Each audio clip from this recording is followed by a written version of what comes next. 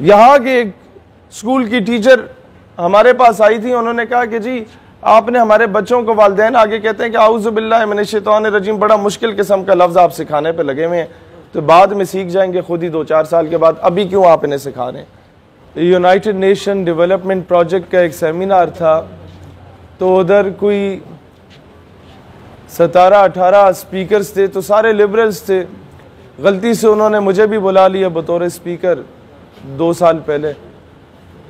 तो आगे जो 350-400 स्टूडेंट रिप्रेजेंटेटिव्स मुख्तलिफ यूनिवर्सिटीज़ के टॉपर्स जो बुलाए थे, उनका ताल्लुक भी कौम लिबरल से ही था। तो हुआ कुछ यूं कि पहले तो मैं सोच रहा था कि घुमा फिरा के बात की जाए और किसी तरीके से हाजिरी लगवा के बंदा चला जाए, क्योंकि पब्लिक उस तरह की थी नहीं कि वो हमारी बात को इम्पोर्टेंस देती या सुनती। लेकिन मैंने कहा आज पल्स चेक करते हैं इस अवाम की कि ये किस तरीके के लोग होते हैं। मैंने वही बातें की जो मैं मस्जिद में करता हूँ या मदरसे में करता हूँ या अपनी तंजीम के दोस्तों के साथ करता हूँ। बिलीव यू मी, मुझे 10 गुना बेहतर रिस्पॉन्स वहाँ से मिला।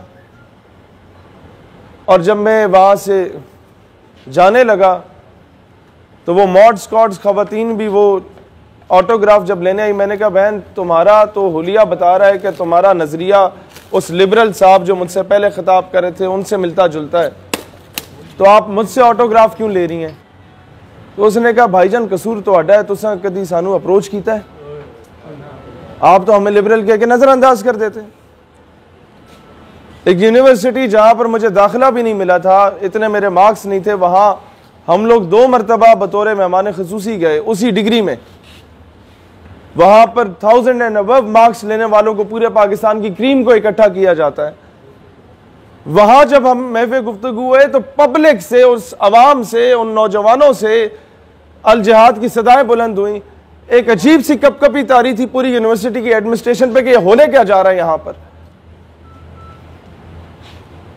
तब मुझे अंदाजा हुआ कि इश्क़ रसूल की कैफियत हर मुसलमान के दिल में राख में दबी चंगारी की मानंद मौजूद है। कसूर हमारा है कि हमने आज तक उसे हवा ही नहीं दी कि वो शोला बन के भड़क उठे।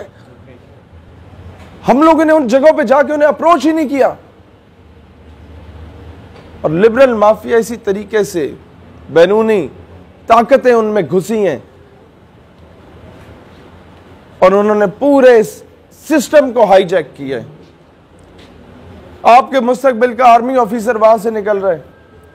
जब मैं किसी कॉलेज के टॉपर्स की क्लास में जाके पूछता हूं कि जनाब आप में से कितनों को पता है कि फलस्तीन हमारा किबला अव्वल था, तो वो पूरे इलाके के टॉपर्स में से 50 में से 3 बच्चों में और दूसरी क्लास में 50 में से 5 बच्चियों में से यह जवाब आता है कि सर हमें पता है, बाकियों को इस बात का इल्म नहीं होता।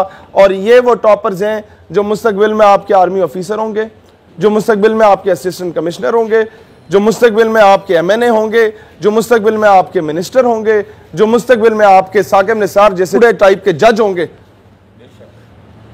जब उन्हें उस बेसिक्स का ही नहीं पता, को फलस्तीन की बहन के सर से जब दुपट्टा खींचा जाएगा तो उसे तकलीफ तो नहीं होगी भाई, वो चाहे किसी मकाम या ओहदे पे पहुंच जाए, क्योंकि बाद में तो उसकी तबलीग करने वाला होगा क्यों नहीं, कोई भी नहीं होगा। वालिदैन बरीउ ज़िम्मा 8000 हम फीस देते हैं अपने बच्चे की, स्कूल जाने बच्चा जाने। टीचर अगर जरा सी दाएं बाएं बात बताए, ये OA लेवल्स के स्कूल्स के जो टीचर्स हमारे पास कोई नजरियाती लोग आते हैं, वो कहते हैं कि हम अपने बच्चों को जरा सा भी इस्लाम के बारे में बताएं ना तो बच्चा आगे से बोल पड़ता है सर आपको फिजिक्स पढ़ाने के पैसे दिए जा रहे हैं। वालिदैन आगे शिकायत देते हैं कि जनाब हमारा जो बच्चा है वो बड़ी मेंटल स्ट्रेस फील कर रहा है, आपने उसे मॉरल और एथिकल वैल्यूज क्यों पढ़ा दी हैं।